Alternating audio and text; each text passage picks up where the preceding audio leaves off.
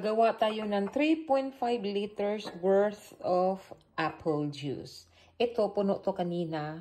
Kinuhaan namin ni Kulta, uminom kami. So, these are my apple juice. Organic. Walang halo yan. Pure apple. So, guys, nag-harvest na naman ako ng apple.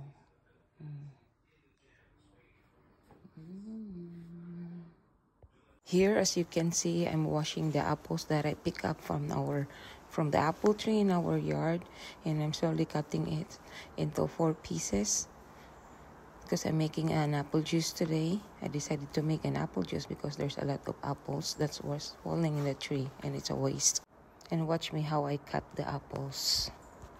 Cut the first batch, and there's still more.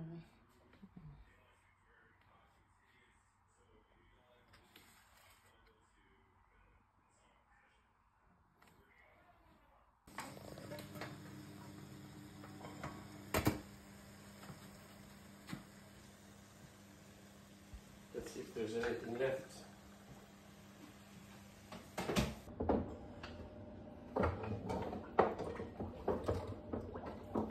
Okay, so yan ang last na apple juice.